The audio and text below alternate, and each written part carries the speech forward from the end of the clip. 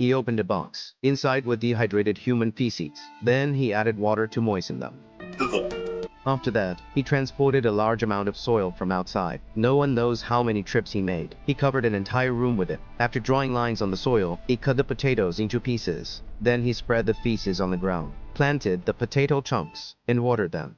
This plot of land would be his only hope for survival in the next 3 years, because Mog had been left behind on Mars. Not long ago, the team encountered a superstorm on Earth. During the emergency evacuation, Mog was unfortunately hit by debris.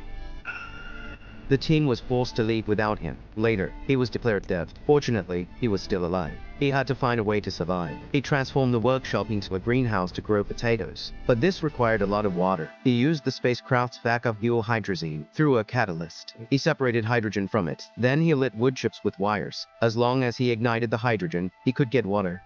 However, this time, he put on a protective suit. He succeeded. This water ensured the water supply for the potatoes' growth. 2 weeks later, his potatoes successfully sprouted. Hey there.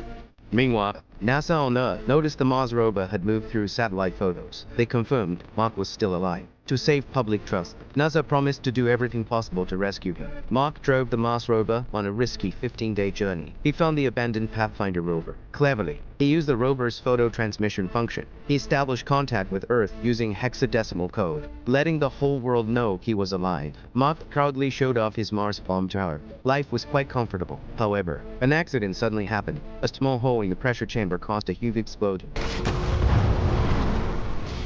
Although Mark survived, all the potatoes he had worked so hard to grow froze to death. The food crisis struck again. The situation was more severe than before. On Earth, the hastily launched supply rocket exploded while passing through the atmosphere. Faced with double blows, NASA fell into despair. Just then, a genius in interstellar kinematics proposed a bold plan. Led the Hermes space station, which was on its way back to Earth, make a loop around the planet. After receiving supplies, it would accelerate back to Mars orbit. This plan could greatly shorten the rescue time. The directors thought the plan was too risky and insisted on sending supplies directly. But the crew on the Hermes, after receiving an encrypted message from Mars mission director Rich Bernal, took the risk of disconnecting from Earth's control. They unanimously agreed to return to Mars to save Mark. Rich took full responsibility. In exchange for rescue approval from the director, he resigned from his position. Now, the Hermes needed supplies, but Earth needed time to build a rocket.